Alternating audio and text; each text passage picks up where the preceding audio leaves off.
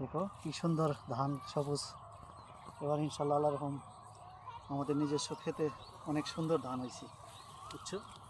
এগুলো হলো যত্নের ফসল, অনেক সুন্দর করে যত্ন করা হয়েছে এবং সময় মতো সার এবং এই কীটনাশক দেওয়া হয়েছে, জন্য অনেক সুন্দর ধান হয়েছে, বুঝছো। এতে কি তুমি খুশি? অনেক খুশি। দেখো এই যে এই পাশে সবুজ সাথেই আমাদের নিজস্ব জায়গা এবং দেখো শুধু ধান আর ধান। ওইটা কি? এটা আমাদের ছোট্ট স্বপ্নের নীড়, বুঝছো।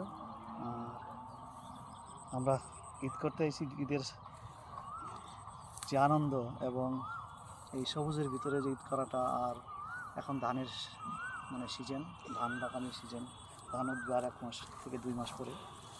কী যে অনুভূতি নিজের জায়গার উপরে, এবং অনেক কাজ করলাম। আমার সাদা মনে একটা ছোট প্রশ্ন, শহর থেকে গ্রামে আসার পরে কেমন ফিল? অনেক সুন্দর। এটা তো আমার, এখানে আমার জন্ম, এখানে তো আমার নারীটা, মাতৃভূমি, বাবার জায়গা, নিজের বাড়ি। এই যে খুব এর যে অনুভূতি আর কি হইতে পারে। তোমার কাছে কোনটা ভাল লাগে, শহর না গ্রাম? অবভিয়াসলি গ্রাম। গ্রামের মতো মানে এখানে আমি এই ছোটো থেকে বড় হয়েছি গ্রামে, আমার জন্ম হয়েছে গ্রামে। আমি অনেকটা টাইম প্লাস এই 15 বছর পর্যন্ত গ্রামেই ছিলাম, কিন্তু সেই গ্রামের মায়া এখনও প্রতি রাতে শহরে ঘুমাই, যখন রাতে স্বপ্নে দেখি এবং বাস্তবেও দেখি যে গ্রাম যে কত সুন্দর, এটা গ্রামে না আসলে বোঝা যায় না।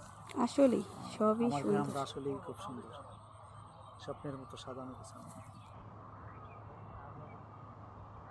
যে আমার পাশে বাড়ির পাশে একটা মসজিদ, তার পাশে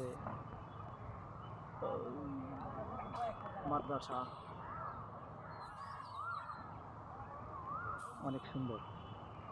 মানে এক কথায় দারুণ একটা জায়গা। এবং তাহলে তুমি গ্রামেই থাকো?